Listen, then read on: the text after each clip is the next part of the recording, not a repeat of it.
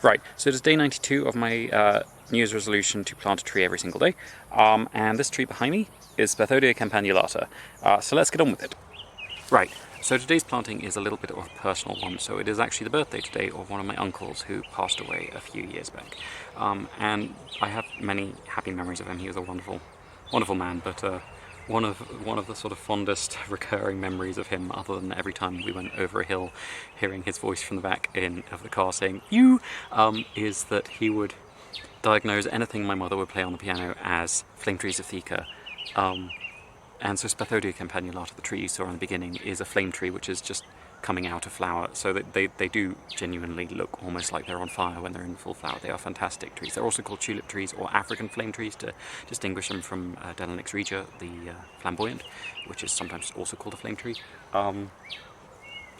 But I thought it would be quite a nice one to go in on his birthday. This is actually a volunteer one that had been popping up in an area that's under quite a lot of cultivation, and I'd been coppicing it down when it came up, but then the rains were about and the soil was quite soft, so I thought I'd give a go of taking it out, and it came out quite well. And although it sulked a little bit in the bag I put it in, it has started to perk up, so I thought it was just, you know, an ideal time to plant it out before we get too dry, before it is too hard for it to settle in. I'm watering the bottom of the hole just to make sure there's some moisture for it to follow down, because they do have quite a deep taproot. It's currently a little bit coiled, but it'll head down in no time, I'm sure. Going in quite close to the Brachystegia taxifolia. It will actually form a canopy over those probably, because it will grow faster than them, at least for the first few years, and that should help them start to head up, because that species, as I mentioned when I planted them, they can be very inclined to dwarf if they have no shade over them, and as much as I think that is really stunning in the right environment, here I would like them to get a little bit higher, because there are other things I should like to plant as sub-canopy, and so this will help those sort of rise up and become more tree-like. But as with a lot of things, this is not a tree that is sort of indefinite in Zambia. So there are a few that will get very old, but generally speaking, sort of somewhere around the 40 to 50 year mark, these trees do start to decline here. The soil just isn't quite right for them, and they do start to drop branches, and they slowly fade away. But what I like about planting it here with those trees that respond very much to a canopy is that even when this tree goes, it will have left a lasting impact on the surrounding area, and so the sign that it was there, the effects that it will have, will last far, far longer than it did, and I just think that's kind of nice. I'm planting that in with Garcinia fragrans for shelter, quite a tall one, so this is well marked, because this is a spot that I've only just cut and it probably will regenerate quite quickly.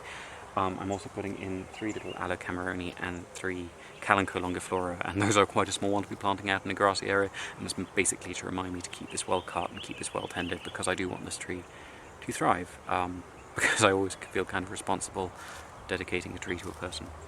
Right, so that should be everything for today. Thank you very much for watching, and please tune in again tomorrow when I will be planting something else. I haven't decided what yet, so this was a rare case where I actually had a clue what I was going to be planting, but I will think of something, and so we will see you then, hopefully.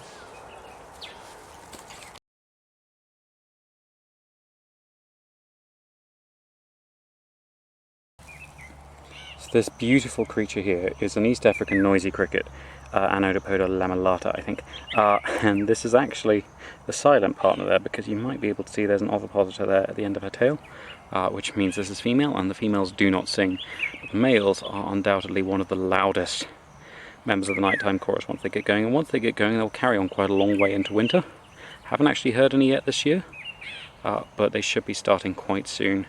There are mature females about. She does look fairly freshly emerged, so she will have been slowly growing, and now she'll have had her final molt and produce these beautiful wings which make her wonderfully camouflaged as a leaf.